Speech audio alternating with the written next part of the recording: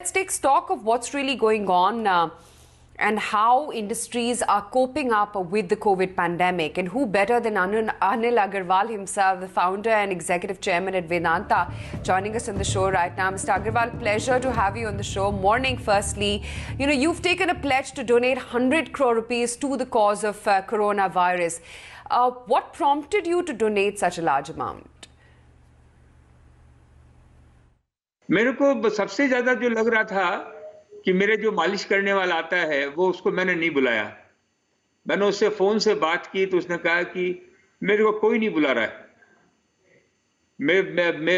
मेरे यहाँ जो खोमचे वाले आते थे, भेलपुरी बनाने वाले, वो लोग आए नहीं, बोले हम लोगों को पुलिस ने मना कर दिया है।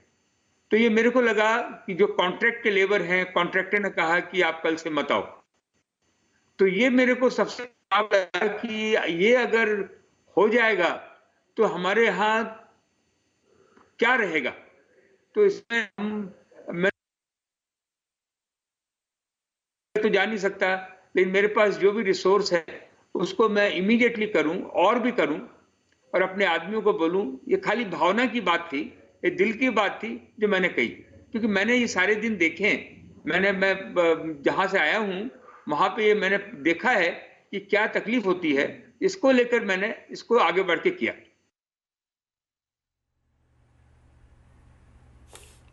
A great thought indeed, and very thoughtful of you to really, donate those kind of sums, Mr. Agarwal.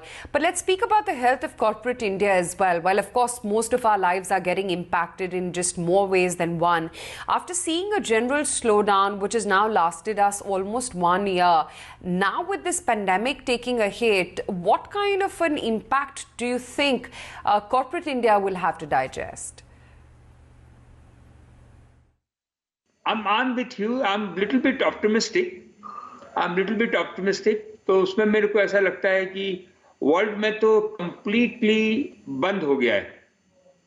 हमारे यहाँ मेरे को ऐसा लगता है कि सिचुएशन थोड़ी सी बेटर है, और हमारे प्राइम मिनिस्टर ने जो प्रोएक्टिव मेजर लिए वो सारी दुनिया देख रही है। मैं सही बोल रहा हूँ आपको कि उन्होंने जिस हिसाब से प्रोएक्टिव मेजर लेके सारे एयरपोर्ट, सारे सी पोर्ट, सारी ट्रेनें, सारे रोड रुकवा दिए, ये बहुत बड़ा गट्स का काम है। और सामने आके सबको बोला खड़े हो जाओ, तो इससे एक यूनिटी आई है, एक बढ़ा है, जिससे कि मेरे को लगता है कि अगर कुछ खतरा बचना होगा तो शायद बच ही जाए। What can the government do in terms of initiatives? क्या कर सकते हैं? And do those initiatives need to be similar to what we saw perhaps in 92?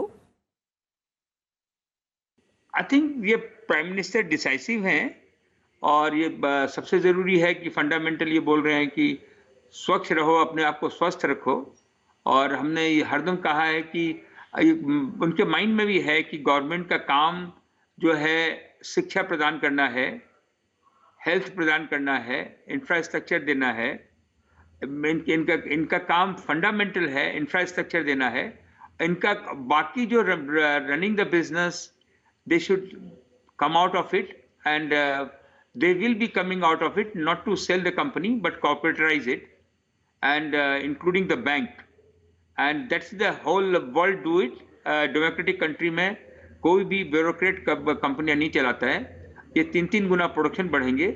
और दूसरा है कि हम लोग हर हालत में अपने माइनिंग सेक्टर को बहुत ज़्यादा ध्यान दें।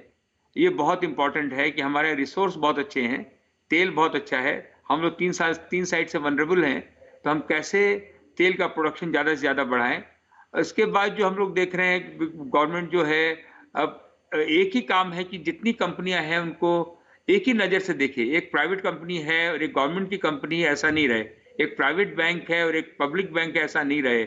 सब बैंक है, तो वो नजरिया होना चाहिए। तो मेरे को ऐसा लगता है पहले हम इस तकलीफ से निकल जाएं। तकलीफ से भी निकलने में जो मैं देख रहा हूं, गवर्नमेंट ने बहुत पहल की है आगे से।